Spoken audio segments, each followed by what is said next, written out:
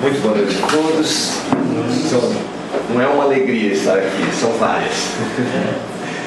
A maior delas é encontrar amigos, mas também se chamar uma segunda vez, né? Chamar uma primeira é sempre uma alegria, chamar uma segunda já é um feedback. Muito obrigado pelo convite. E também uma alegria pelo tema. Falar sobre paz. Falar sobre paz é realmente um desses assuntos fundamentais.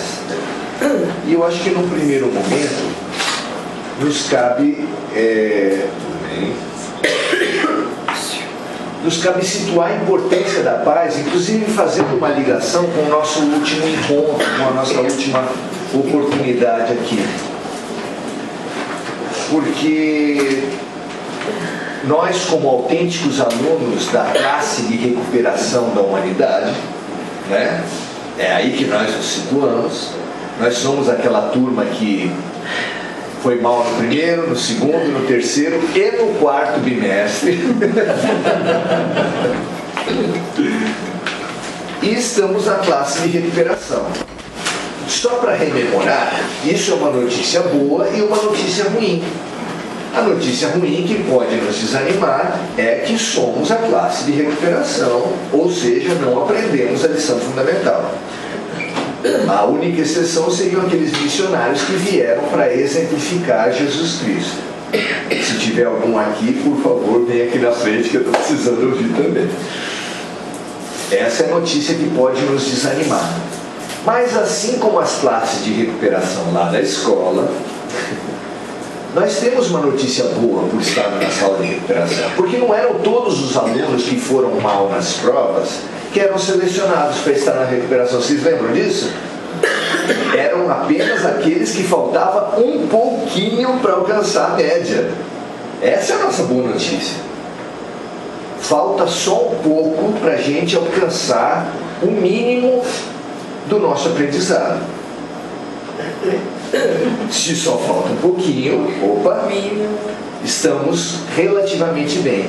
Só que como as provas estão próximas, a prova definitiva vai acontecer e já está acontecendo, a preocupação central de uma sala de recuperação, qual é?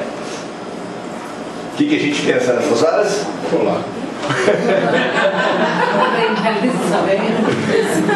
Colar é uma alternativa ruim para essa situação, porque na escola de Deus ninguém cola. Ninguém cola, não tem ninguém que faça a lição pela gente. Nem Jesus, que é quem sabe, nem o mestre, e nem não há como colar. A preocupação mais importante é o que vai cair na prova. E para tirar 10, nós temos uma tarefa dada pelo mestre. O mestre falou claramente o que é o 10 na escola de Deus. O 10, o parâmetro de 10 é: amarás o Senhor teu Deus de todo o teu coração, com todo o teu entendimento, de toda a sua alma, e amarás o teu próximo como a ti mesmo. Como disse Jesus, nisso está contida toda a lei e os profetas. Já é um plano facilitado maravilhoso.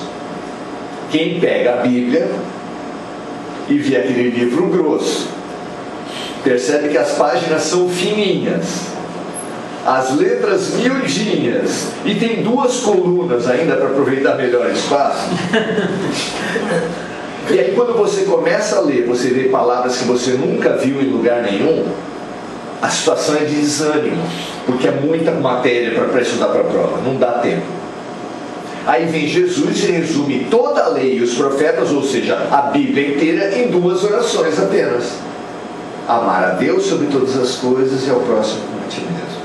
E no final da missão dele na terra, ele ainda reduziu a uma frase só, dizendo para os discípulos: um novo mandamento vos dou: vós sereis reconhecidos pelo amor que tiverem uns pelos outros, amai-vos uns aos outros.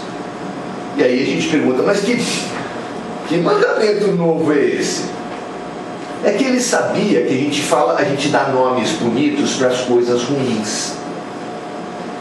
E aí a gente chama tudo de amor, mesmo as coisas mais feias. O agressor doméstico fala que bate na mulher por amor. Os pais que batem nos seus filhos falam que batem por amor.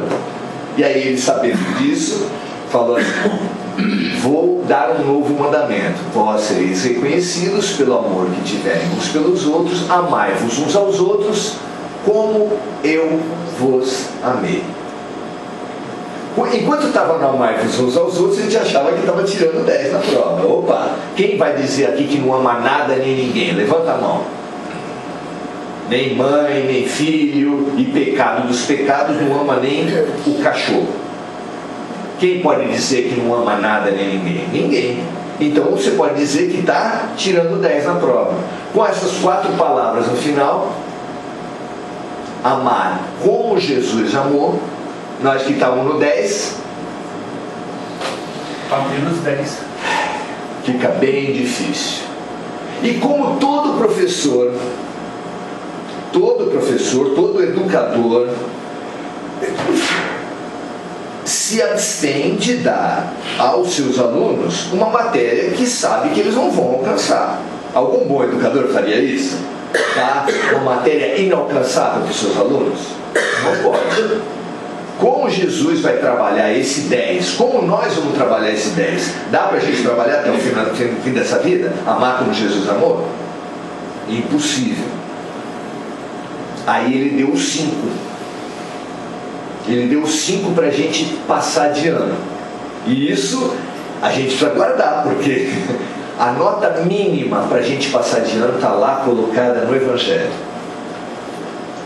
E isso nós precisamos ter muita ciência disso. E está lá no Sermão do Monte, nas bem-aventuranças. A terceira bem-aventurança está lá colocada: bem-aventurados os mansos, porque eles herdarão a terra. É extremamente importante essa bem-aventurança. Por quê? Primeiro, herdar a terra. Como assim herdar a terra? Herdar a terra é um conceito que não é autoexplicativo. Se eu falar para qualquer um de vocês que vocês vão herdar a casa que já é de propriedade de vocês, o carro que vocês já têm propriedade, vocês vão entender? Como uma pessoa pode herdar uma coisa onde ela já está? Uma coisa que ela já possui? Não dá para entender isso. Só se pode entender isso no contexto da revelação espírita, onde os espíritos nos falam da transição planetária, e que, ao contrário do que sempre se imaginou, que a transição planetária se daria pela ascensão dos bons, não. A transição planetária vai se dar pela saída daqueles que não puderam acompanhar definitivamente a matéria. Então vão permanecer na Terra aqueles que alcançarem Jesus Cristo. Então herdarão a Terra aqueles que entenderem a matéria. Aí dá para entender. Mas qual é a matéria mínima? O que é então, afinal de contas, a mansidão? Porque lá no final das 8 bem-aventuranças, que eu reputo como em Mateus 5, há 8 bem-aventuranças no Sermão do Monte. E eu reputo isso como um passo a passo para a nossa elevação espiritual. Vale a pena estudar as bem-aventuranças, as 8 bem-aventuranças, como 8 passos da nossa elevação espiritual, onde o primeiro deles coincide com Sócrates, o fundador da filosofia, que fala para nós que o passo inicial para qualquer aprendizado é o quê? Qual é o conceito fundamental? Qual é o ganho espiritual? Qual é a grande virtude que abre a alma para todos os ensinamentos da vida? A humildade. Qual foi o grande legado de Sócrates? Só sei que nada sei. Somente uma pessoa que reconhece a sua incompletude pode aprender. Isso é óbvio. É límpido, é claro. Uma pessoa autossuficiente, que acha que já sabe tudo, essa é inaprendível, é inensinável, vamos colocar assim. Um copo que estivesse tomado de água até o limite dele, se você acrescentasse uma gota, aconteceria o quê? Transbordaria. Você não pode acrescentar nada ao que já está pleno. Ou seja, só aquele que reconhecer as suas incompletudes, ou se você não se ofender, as suas ignorâncias, poderá crescer, poderá aprender. Então, Sócrates deixou o legado e, digamos assim, coincidentemente, porque não é coincidência, Jesus, na sua primeira bem-aventurança, reafirmou Sócrates. Bem-aventurados os pobres de espírito, é uma tradução ruim, porque é uma expressão que é difícil de entender, mais confunde do que explica, e Kardec, no Evangelho segundo o Espiritismo, traduziu pobre de espírito como humildes, que fica muito mais claro. Bem-aventurados os humildes. E nós, como autênticos cristãos, perseguimos a humildade arduamente, não é verdade? Vamos fazer uma pesquisa aqui.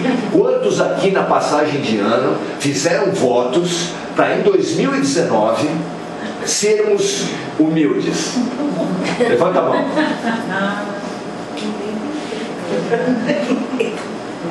Peraí. Nós somos cristãos. Nós dizemos seguir Jesus. A principal condição, a virtude de entrada para a ascensão espiritual é a humildade.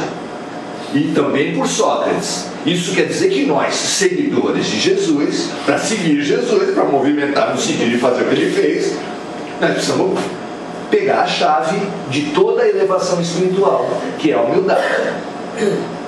Então nós fizemos votos para sermos... Não. E é muito interessante que a gente não enxerga isso mesmo à luz da revelação dos Espíritos. Porque o Espiritismo deu uma boa nova para todos nós. E não é à toa, porque o Consolador Prometido tem como função histórica, segundo o próprio Messias, trazer a boa nova, nos lembrar da boa nova. Ele trouxe uma boa nova dentro da boa nova, que é falar que todos os problemas humanos têm uma origem só. E isso é muito bom. Porque em qualquer filme de aventura onde o mocinho tem que vencer um monstro, se o monstro for tão esquisito que não dê para fazer uma comparação com o órgão vital, imagina um monstro qualquer que você não saiba qual é o ponto vital dele. É fácil de matar? Como assim? Um monstro qualquer que você não consiga nem associar onde eu vou visar para vencer, você não consegue vencer.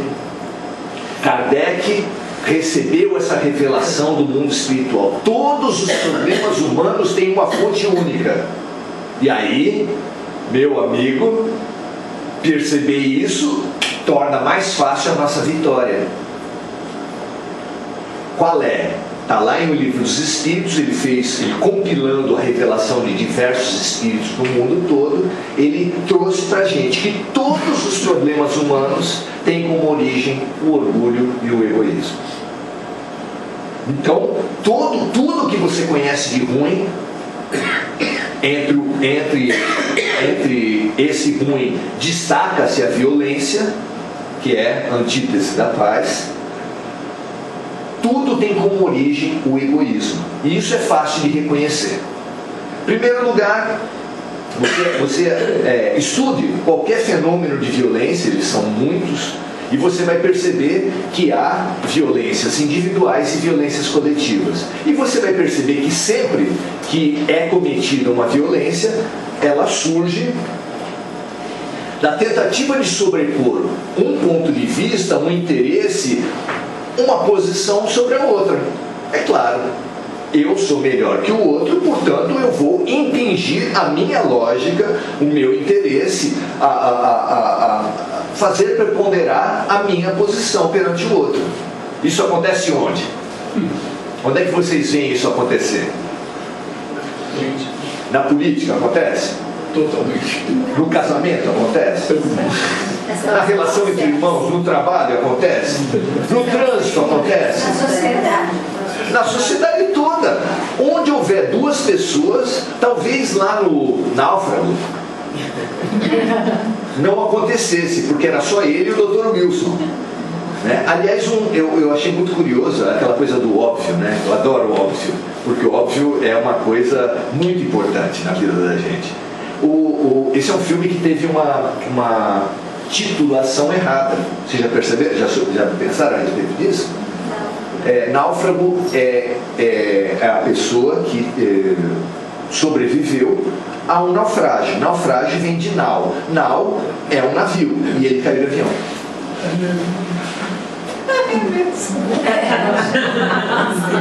O náufrago é um título errado, mas tudo bem, é utilidade pública, tá vendo? Então, onde houver dois seres humanos, começa a haver disputa por espaço, disputa por quem vai preponderar. Antigamente se falava para as pessoas que iam casar que o casamento é um sistema de concessões mútuas, ora um tem que conceder, ora o outro. Por quê? Porque se dá como certo que um vai querer preponderar sobre o outro, e como nós já falamos aqui, já reconhecemos, em todo lugar existe essa tendência de preponderar sobre o outro. Será que está certo? Será que estão certos os espíritos quando falavam que a origem da violência, por exemplo, está no egoísmo? O que vocês acham? Parece límpido, parece óbvio, parece consistente isso. Mas tem também a violência coletiva. Como é que é a violência coletiva? É que o ser humano, nós, nos identificamos com grupos sociais. Isso é absolutamente individual, mas cada um de nós se identifica com grupos sociais. E isso, tranquilamente, nós podemos chamar de ego expandido. Porque é também eu, a minha família, a minha raça, a minha classe social, a minha nacionalidade. Isso vai também ao infinito. A minha religião. Tudo isso é ego expandido. E sobre o ego expandido repete-se a violência do ego individual. Porque isso é o quê? A lista é grande, né? Racismo, sexismo, nacionalismo, classismo, grupismo, institucionalismo, perseguição religiosa. Tudo de violência que já teve na história da humanidade é ego expandido.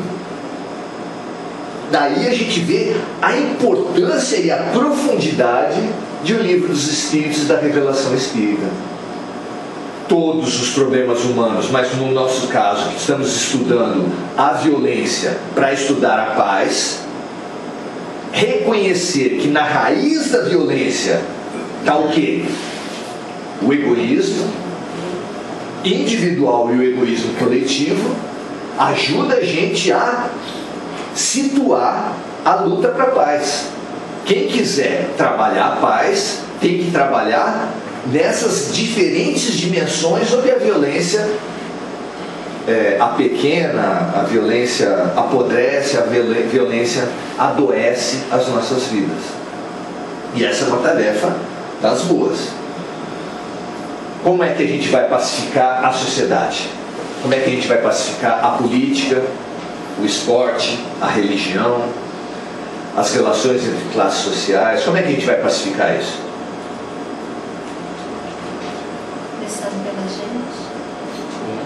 Começando pela gente, né? Essa foi a grande lição que eu considero o segundo mestre de paz na Terra. O primeiro, o príncipe da paz, Jesus Cristo. O segundo, Mahatma Gandhi, que falou: faça em você a mudança, e a gente pode substituir, parafrasear, faça em você a paz que você deseja no mundo. É claro que se você quer fazer a paz na sua casa, no seu ambiente de trabalho, quer fazer a paz nas relações que você pode, quer fazer a paz no mundo, você é convidado a começar essa paz por você. E aí a gente volta na terceira bem-aventurança e fala: nossa, que luz que é! Bem-aventurados os mansos, porque os mansos são aqueles que fizeram a paz aonde? Dentro deles. Manso é aquele que fez a conquista da paz em si mesmo, é o auto-pacificado. E como a gente aqui foi chamado a falar da paz na casa espírita, tem conflito na casa espírita? Eu acho que esse tema foi dado errado pra gente, né? É pra gente pensar dos problemas de violência no mundo, em outro lugar, porque aqui não. Aqui não tem conflito, não tem diferença, não tem fofoca, não tem nenhum tipo de atrito na casa espírita, não é assim? Não, claro que não. Então, como eu faço? Dê aí uma dica para a gente promover a paz na casa espírita. Eu da dica, eu não sei de nada. A gente pega a dica de Mahatma Gandhi, de Jesus Cristo. E a dica qual é? Comece por você mesmo. Porque paz é desses temas tão viscerais, tão profundos e tão importantes que quem não praticar não pode promover. Ora, isso é tão evidente, né? Experimente pegar uma pessoa violenta, uma pessoa que perturba os ambientes das suas relações, pegar pelos ombros e falar: seja pacífico. É completamente absurdo e inimaginável. Não é assim, certamente, que se promove a paz. Pois bem, não é assim, a gente até entende. Mas como é que a gente promove a paz? Qual é a dica? A minha maneira de ler essa questão, que é a questão fundamental, não adianta a gente abordar um tema teoricamente e não pensar a coisa na prática. Paz e amor são dois temas unidos, como a gente já viu. O amor é o 10 para passar de ano e a paz é o 5. É a nossa tarefa urgente. Ou seja, eles são paz, é o caminho para o amor. Sem paz, não dá para imaginar o amor. Só Roma pensava que era feliz desde que ninguém se rebelasse contra o império. É a famosa Pax Romana. Tem muita gente que promove na sua vida e adora a Pax Romana. Nossa, na minha família todo mundo faz o que eu quero. Eu sou feliz.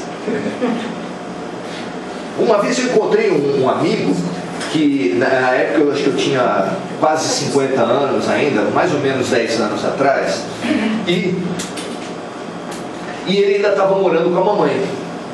Ele estava morando na casa da mãe, já tinha um filho fora, já tinha toda uma vida profissional estabelecida e morando na casa da mamãe. E eu perguntei para ele: meu filho, tu não vai sair da casa da mãe não? Porque a adolescência agora tem isso, né? Antigamente a adolescência durava até os 18, agora dura até os 50. Pois é. E ele estava lá próximo dos 50, em plena adolescência. E eu perguntando para ele: por quê? Aí ele falava assim: olha, minha mãe faz o bife do jeito que eu gosto. Minha roupa fica passada do jeito que eu gosto. Arrumo o meu quarto, né? A gente se acomoda nas situações, evidentemente. É uma acomodação de ambos os lados. E a gente acaba sendo feliz, tendo uma paz na vida da gente, mas uma paz ilusória, uma paz que é a satisfação do ego. A paz, quando é satisfação do ego, é agradável também, mas é um agradável atolado, é um agradável onde você está paralisado, é um agradável onde você não evolui. É a autêntica Pax Romana, a paz do dominador, a paz do ego. Essa paz a gente precisa ficar muito alerta. Será que eu não estou vivendo a paz do ego? Por que ficar alerta? Porque a tempestade é antecedida pela bonança, e quem estiver acomodado, se a regra, se o mundo, se a lei do universo é uma lei de movimento, quem estiver paralisado está em perigo. Está em franco perigo, porque a lei é de movimento e você está contra a lei, o fora da lei na Terra, é tranquilo, a gente sabe que não pega muita coisa, né? Mais ou menos tranquilo. Agora, fora da lei, com relação à lei do mundo espiritual, se a lei do mundo da vida é uma lei de movimento e você está parado, é o perigo. É como um rio caudaloso com enorme volume d'água e você querer ficar no meio do rio de braço aberto e parado. Não consigo. Não, ninguém consegue ficar parado por muito tempo. Quem quiser ficar parado vai adoecer, vai entrar em briga, vai brigar com a vida. Vocês brigam com a vida? Vocês já perceberam como a gente briga com a vida? fica parado querendo que o rio pare. Ah, o rio precisava parar. O rio não para. E aí a gente sofre. A gente sofre muita pressão. Eu estou muito angustiado com esses tempos. Eu tenho certeza que aqui não tem ninguém angustiado com esses tempos que a gente está vivendo. Não é? O rio está em franco movimento. A angústia é a resistência ao movimento. Não tem outra lógica. Ah, mas o movimento é do mal. Como assim? Quem acredita que tem mal na Terra aqui? Ninguém acredita que tem mal na Terra? Tem mal na Terra ou não tem? Tem. Vocês acreditam em Deus? Sim. Deus que vocês acreditam é bom, justo e todo-poderoso? Sim. O todo-poderoso que vocês acreditam assim é 8%? 13%? 23% Deus é todo-poderoso? Quantos por cento Deus é todo-poderoso? 100%. Então não estou entendendo. Como vocês acham que é sustentável a convivência dessas duas teses?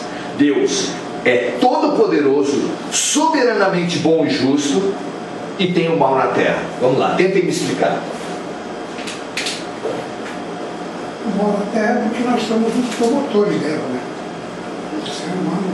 Sim, mas Deus é o dono da casa, O né? egoísmo, Sim. através de uma série de situações, ele passa a promover o mal, e muitas vezes para si mesmo, né? Para si mesmo. Aí eu concordo com o senhor. Eu acho que o único mal que existe é o mal contra si mesmo. E o Espiritismo deixa isso absolutamente claro. Nenhum estuprador não pode pegar qualquer mulher. Porque o mal não existe como lei por parte de Deus. Você está corretíssimo aí, doutor. Não existe o mal na Terra. Nós o criamos. Não existe.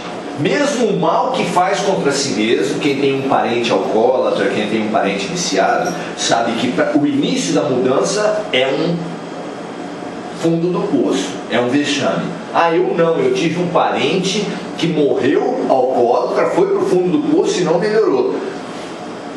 Quem disse que ele morreu? Ele não morreu, ele só perdeu a roupa. Isso quer dizer que o fundo do poço foi mais um convite para ele se erguer. O pêndulo, para começar a mudar, ele chega até o extremo. Ele só vai mudar quando ele chegou no extremo. Então chegar ao extremo é o mal? Não. Chegar ao extremo é o início da mudança. Então nem para si mesmo existe mal. Não existe bala perdida, não existe injustiça. Uma criança que é abusada sexualmente aos 2 anos de idade, você vê uma notícia dessa, que sentimento você cultiva com relação à criança? Vamos lá. Piedade. Que sentimento você cultiva com relação à violência perpetrada? Revolta. Que sentimento você cultiva com relação ao abusador? Ódio. E aí vem o Espiritismo e fala para você: abusador e vítima são a mesma coisa. Você como? Só nós podemos entender isso. Que para Deus ter dado aos 2 anos de idade, aos 3 anos de idade, a situação de abuso sexual para uma criança, por que foi? Ele tirou férias, licença prêmio, estava TPM. O que aconteceu? Que Deus estava distraído? Não. A criança aos 2 anos de idade, para ter sido abusada, ela tem que necessariamente ter praticado alguma coisa nesse sentido em outras vidas e desprezado as alternativas de aprender pela solidariedade. Nós sabemos disso? Não? Então, a raiva que você tem do abusador não se sustenta, porque a vítima é também um abusador. Você deveria ter pena do abusador agora, porque ele vai se condenar, caso não aceite os convites de transformação pelo amor, ele vai se condenar a ser o quê? Abusado. Então essa criança também não aceitou os convites na outra vida? Certamente que não. Por quê? É quase inaceitável essa. Eu estou entrando no espiritismo agora. Sim. Para mim é muito difícil aceitar isso. Então pense comigo. Não, mas eu concordo. A Sim. sua lógica é perfeita. Porque o Evangelho fala que a gente aprende pelo amor ou pela dor. E essa ordem não é à toa, não é aleatória. Então, o que uma pessoa que conseguiu sair do álcool pode fazer? Precisa fazer, segundo os 12 passos do AA. Os 12 passos do AA, que é uma instituição maravilhosa, que merecia um prêmio Nobel da Paz, se não fossem os interesses políticos que norteiam o prêmio Nobel, fala que a gente só se cura realmente como alcoólatra ou como drogadito, porque o AA serve para consumidores compulsivos, sexólatras, chocólatras, para desespero de muitos, serve para todos os tipos de vícios, certo? E a gente só se cura definitivamente quando? Qual é o 12º passo do AA? Ajudar pessoas que estivessem na mesma situação. Só aí que você se cura. Então por isso é que nós somos chamados pelo amor para fazer a nossa cura. E todos nós atendemos, não é isso? É isso? A vida chama a gente a nos curar pelo amor, porque o amor é o remédio, é a panaceia, é o remédio que cobre a multidão dos pecados, segundo Jesus. E a gente, cada um no seu quadrado, né? Ema, cada um com o seu problema. Quem tem um problema já tem dois, né? Então, a pessoa despreza as alternativas do amor. E Deus desiste de nós quando a gente despreza as alternativas do amor? Vocês acham que Deus desiste de nós? Não. Deus precisa fazer como nós mesmos quando temos que acordar alguém com sono muito pesado. Filhinho, está na hora de ir para a escola. Marido, está na hora da entrevista do emprego, está na hora do trabalho, e nada. O que você faz? Desiste? Não, você precisa de água. As técnicas são as mais variadas. Mas você começa com amorzinho. Na quinta vez você já está no... Vamos lá, meu. Acorda aí, já está batendo panela, já está com as tecnologias as mais variadas. Lá no coberto, 7 horas a mãe fala assim, já são 15 para as 8. Está vendo como tem técnicas? Só que também é um intercâmbio de técnicas.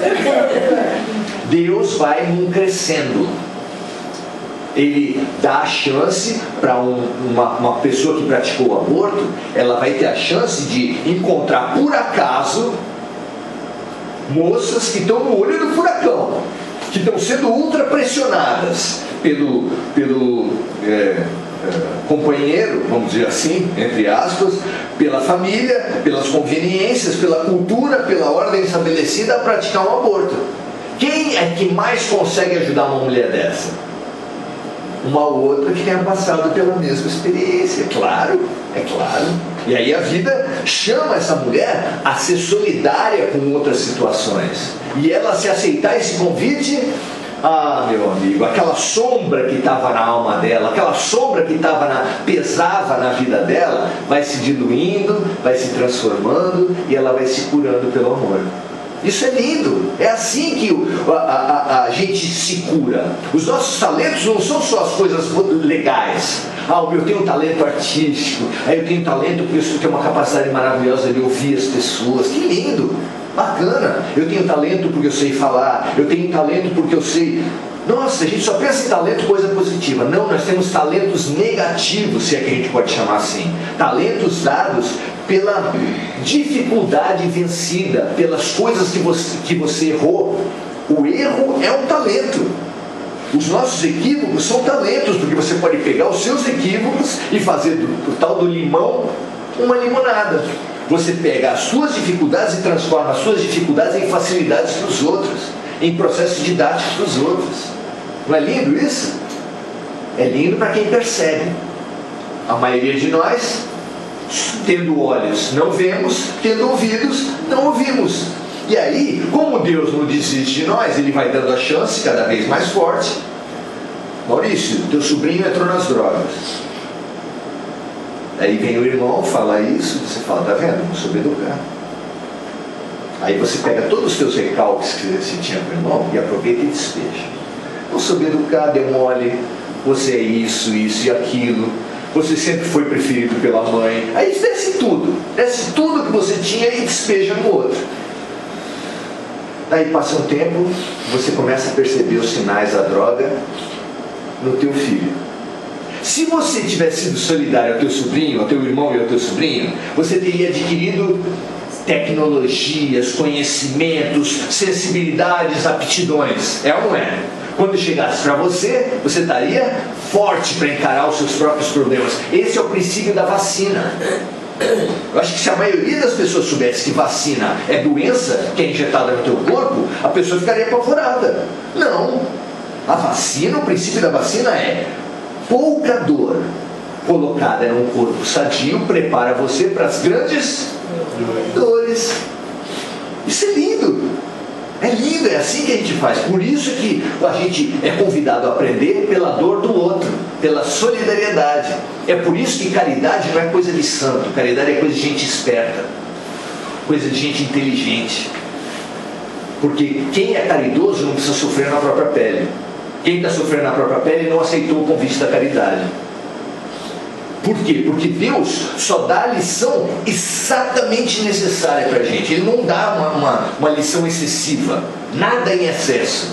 É a segunda máxima do oráculo de Delfos. A primeira, conhece a ti mesmo. A segunda, nada em excesso. Conhece a ti mesmo, base do cristianismo. Nada em excesso, base do budismo, que é o caminho do meio. Nada em excesso, você descarta os extremos e caminha no meio.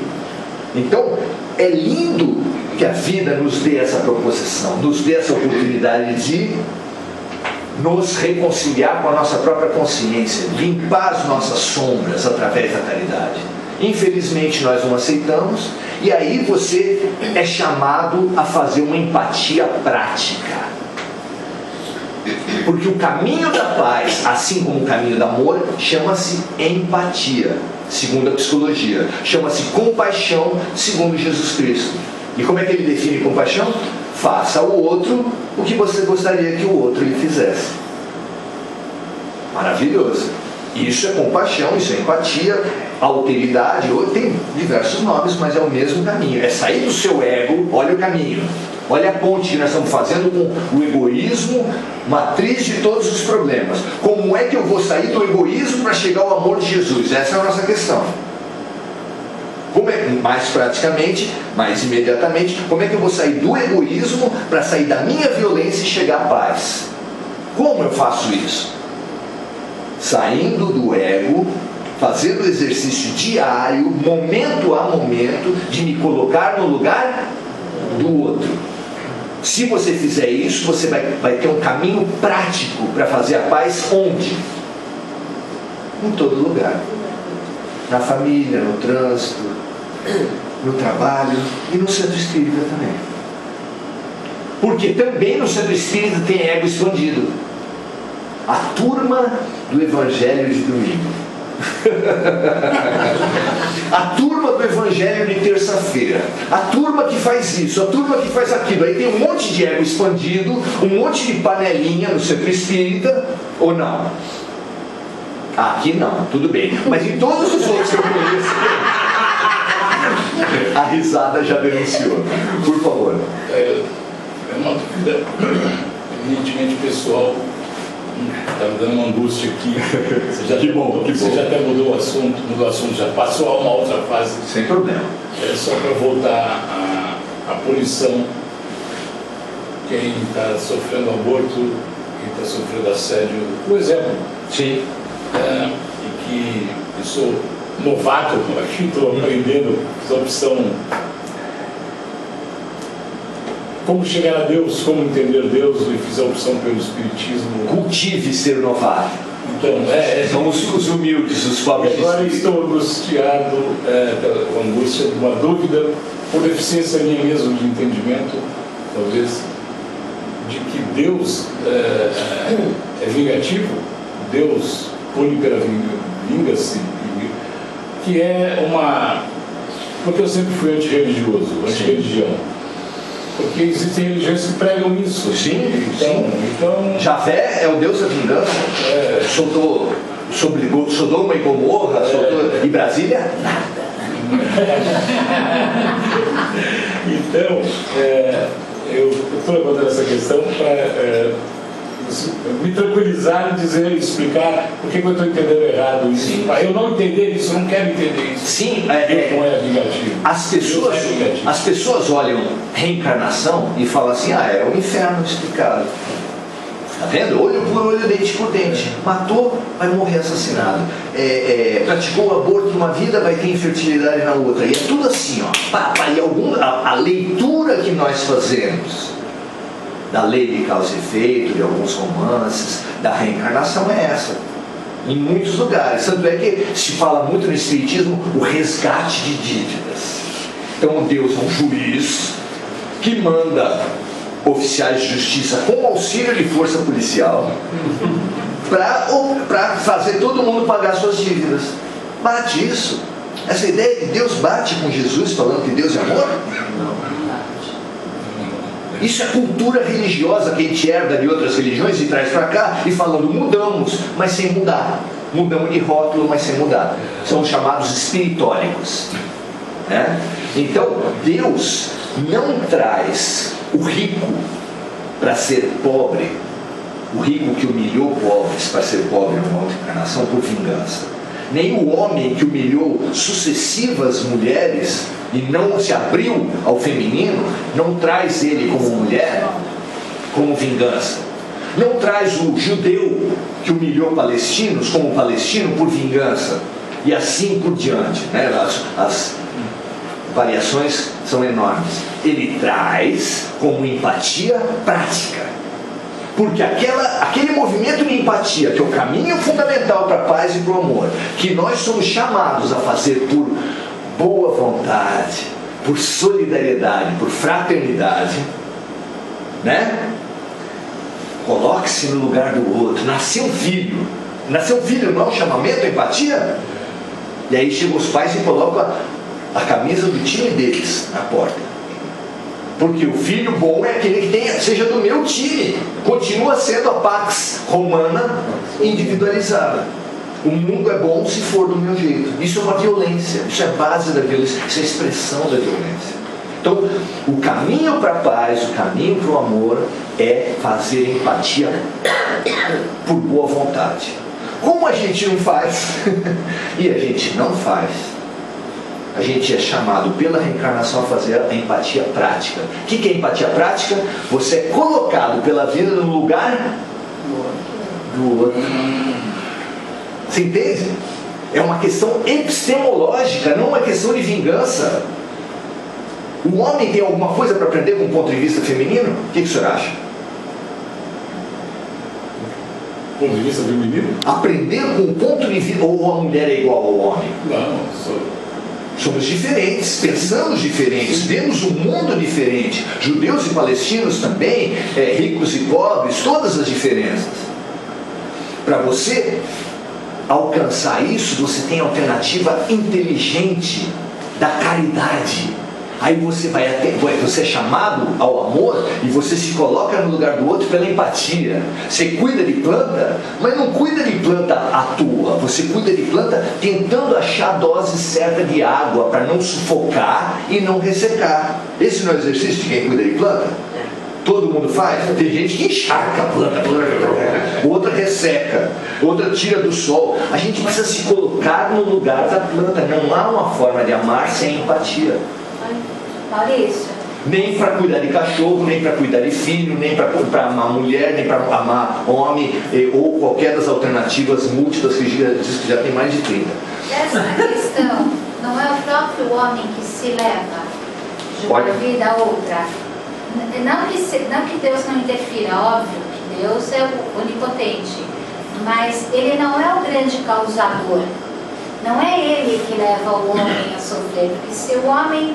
Se vai um bebê, como você falou, uma criança que é estuprada, pequenininha, porque na outra vida ela veio já com histórico, são os próprios comportamentos dela. Sim, e para nós entendermos isso, no Espiritismo é nos dada uma chave. E essa chave chama-se perispírito. Sim. Quem quiser entender lei de causa e efeito tem que entender perispírito. Por quê? O perispírito é um corpo espiritual, é o primeiro corpo espiritual, logo depois do corpo físico. O duplo é quase que uma extensão do corpo físico. Então vamos considerar o primeiro corpo já sendo o perispírito. Perispírito, ele é extremamente moldável. Ele é moldável pela nossa mente. Tanto é assim que um espírito de mente forte escolhe a aparência que ele quer ter depois de morrer. Se ele se identificar muito mais com uma aparência anterior que ele teve, de uma vivência anterior, ele molda aquilo pela mente dele. Então é extremamente plástico o perispírito. Isso quer dizer que quando a gente faz uma coisa errada, o que acontece com o perispírito? Quando você mete uma bala na cabeça, atinge só as células físicas? Fica marcado no perispírito. Fica marcado, ele fica deformado. E uma forma de bolo torta produz um bolo, certo? Torto. Por isso é que Hernani Guimarães, um dos raríssimos representantes no espiritismo, da corrente científica do espiritismo, chamava o perispírito de modelo organizador biológico. Olha só que palavra, é quase que autoexplicativa. É quase que autoexplicativa. Quem deformou pelas suas atitudes o perispírito vai ver essas desarmonias sendo reveladas como um filme, antigo filme fotográfico. Isso é quase que um exemplo inútil hoje em dia, né? Mas tudo bem.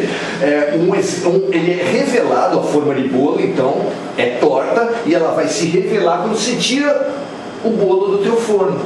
Por quê? Porque a desarmonia que você imprimiu pelos seus equívocos no seu perispírito vão se revelar no seu corpo físico. Principalmente aquelas congênitas. Congênita não tem jeito. Onde é que um autista causou o problema dele? Na barriga da mãe. Ficou drogas na barriga da mãe. Uma coisa horrível. O que ele fez? Não. E se não foi nessa vida, foi necessariamente na vida anterior. E como isso se transmite? Há um livro enorme onde Deus anota os problemas da gente e taxa as punições? Não, é causa e efeito. Você deforma a forma do bolo e o bolo sai deformado. E no caso da criança que foi vítima? A criança que foi vítima... É isso que, desculpa, viu, tá? Sim, mas isso é terapêutico. Porque quem é a criança que foi vítima nessa sala? Ela foi agressora? Eu não estou falando que todo mundo foi abusado sexualmente. Não. Mas todos nós tivemos os nossos abusos. Todos nós tivemos os nossos abusos. Mas essa situação, que é uma situação tenebrosa, Isso. um estupro de uma criança pequenina. Sim. Como é que ela vem? O que se transmite da vida passada para essa? Por que ela foi agressora? E por que tão pequenininha ela já vai passar por uma situação tão dolorosa? Porque a física quântica hoje já explica que nós formamos todos os objetos que existem, formam à sua volta um campo.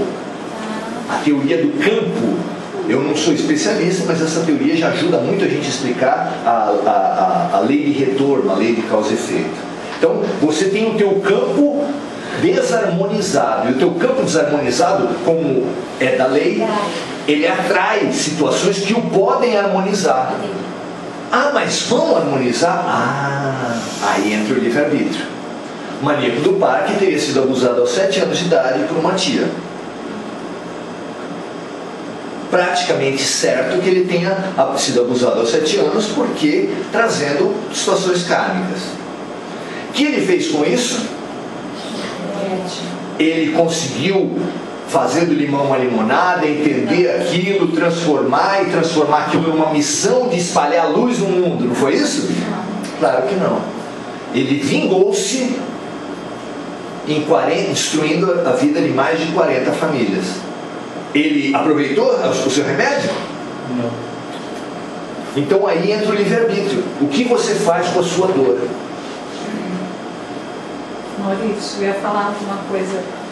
A gente não pode esquecer também que os espíritos dizem que nossos retornos, eles vêm muito amenizados. Então, assim, se essa... É que o Maurício está usando uma prova difícil para a gente, uma criança violentada. Vamos imaginar uma criança com fome, né? Aquela criança com fome, ela passa também para inspirar a sociedade a uma grande mudança.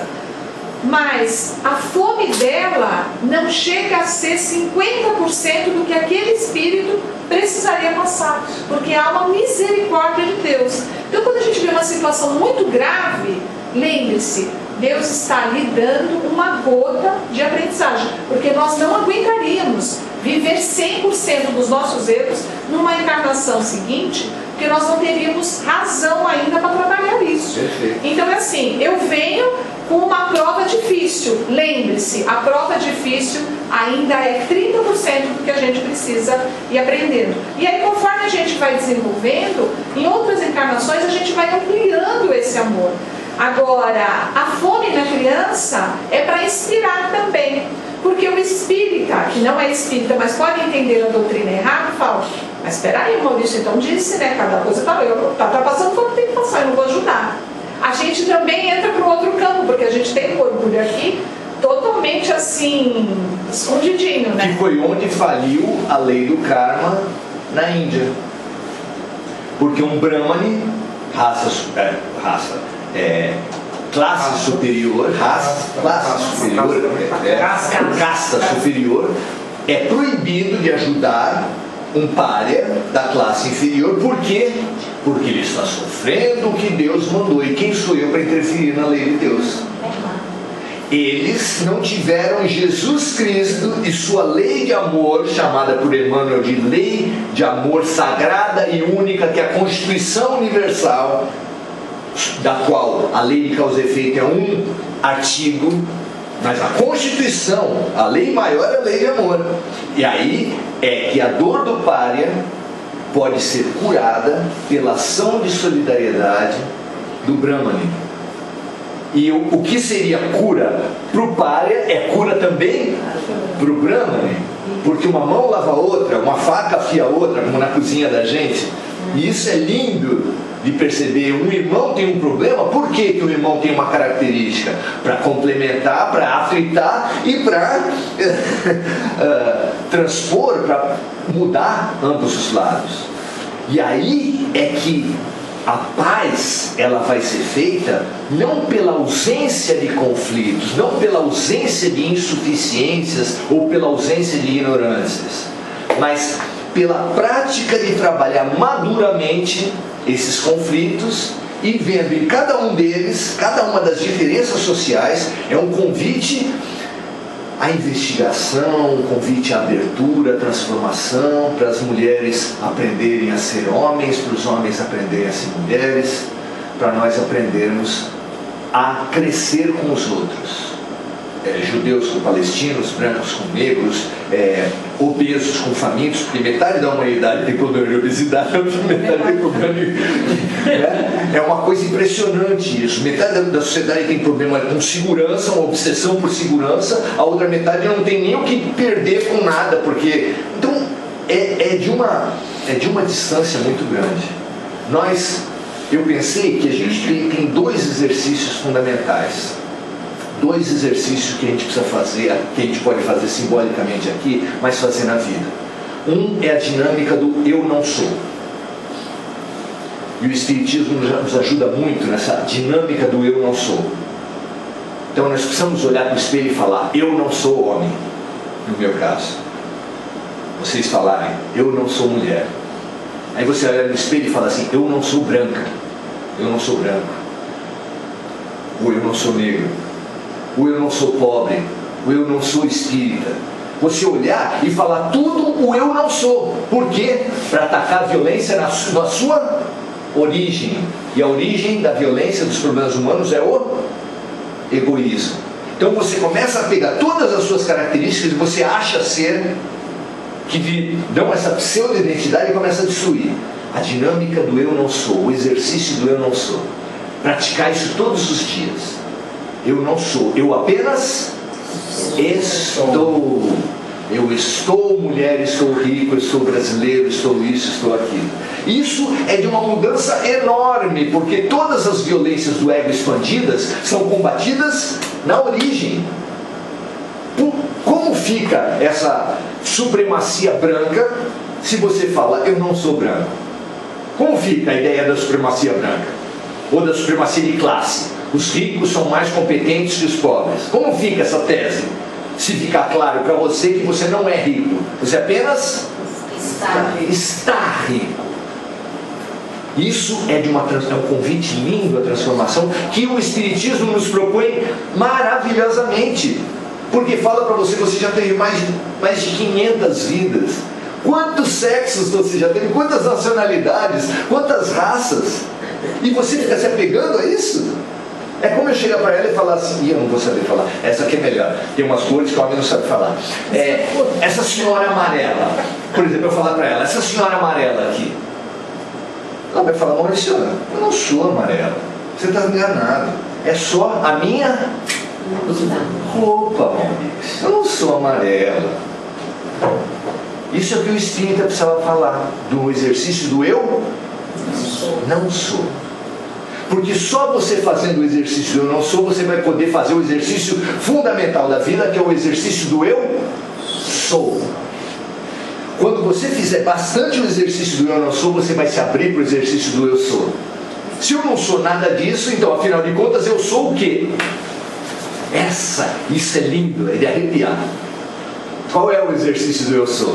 Existem doutrinas espiritualistas todas montadas em cima do eu sou. No Evangelho tem 7 eu sous que Jesus fala de si mesmo. Eu sou o caminho, a verdade e a vida. Quando ele fala isso, ele está pegando na essência. Mas você só abre para a essência quando você tira a aparência. Nós estamos fazendo uma striptease espiritual. Calma, é espiritual. E aí você começa a tirar todos os eu não sou, tira todos os eu não sou, e uma hora você vai se ver nu dessas ilusões de eu sou, essas ilusões de identidade que te jogam tanto contra um contra o outro. E aí você vai se abrir para o eu sou. Então você vai se olhar nu e vai falar, eu sou.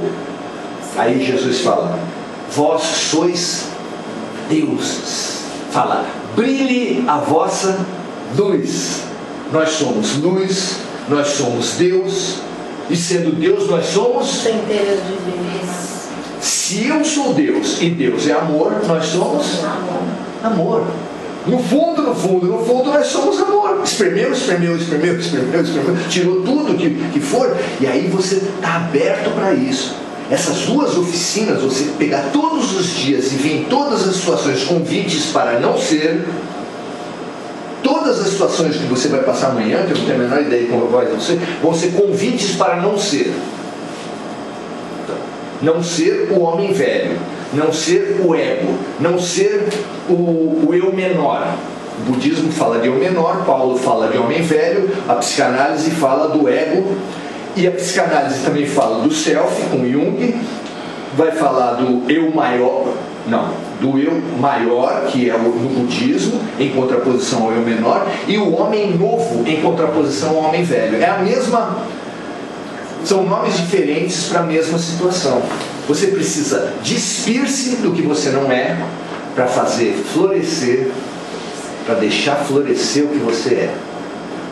Como aquele terreno da parábola do semeador, que está cheio de espinhos. O espinho é o ego, porque não tem nada mais espinhoso do que o ego. Aí a semente até ultrapassa os espinhos todos e consegue cair na terra fértil. E até brota, porque a terra é fértil. Ela tem força, na semente ela tem força e ela brota. Quando ela precisa de sol, o bicho pega, porque os espinhos estão todos ensombrecendo a vida dela. Então, para nossa semente florescer, você precisa afastar os espinhos, conseguir tirar o que você não é. E aí você não sendo tudo que é lixo, tudo que é excessivo, você vai se permitir ser no que você tem de mais essencial. Se isso estiver muito distante e realmente é um caminho lá adiante, a primeira tarefa do eu não sou é uma tarefa realmente que a gente precisava fazer. Porque não ser ego expandido, não ser ego individual te abre para a solidariedade, te abre para a empatia de boa vontade, que ela sendo praticada vai tornar desnecessária a empatia prática, a empatia compulsória que Deus traz através do sofrimento, da dor pela reencarnação. Eu acho que é uma maneira linda de você imaginar a misericórdia, o projeto pedagógico de Deus. É um projeto pedagógico que ele é todo amor. Ele é todo amor. Ele só quer o amor. Mesmo a dor, quando vem, a dor vem um ato de amor. É uma misericórdia. É por misericórdia que vem essa dor, como ela colocou. Porque é sempre amenizada. Como a vacina, que é doença diluída, para nos fortalecer, para a doençona, quando vier, a gente vai estar forte. Imagina a força de Madre Teresa, de Irmã Dulce, a força de Chico Xavier, que numa vida só viveu 200 vidas, 5.000 vidas. Isso é coisa de gente inteligente. E o egoísta, numa vida só, vive Nenhuma. às vezes nenhuma, às vezes só uma. Cada um no seu quadrado, eu vivo só na minha. Ele só viveu uma. E os caridosos viveram intensamente milhares. É coisa de gente muito inteligente ser fraterno, ser empático e ser caridoso. Que a gente seja pelo menos um pouquinho, já vai estar muito bom. Obrigado, Senhor.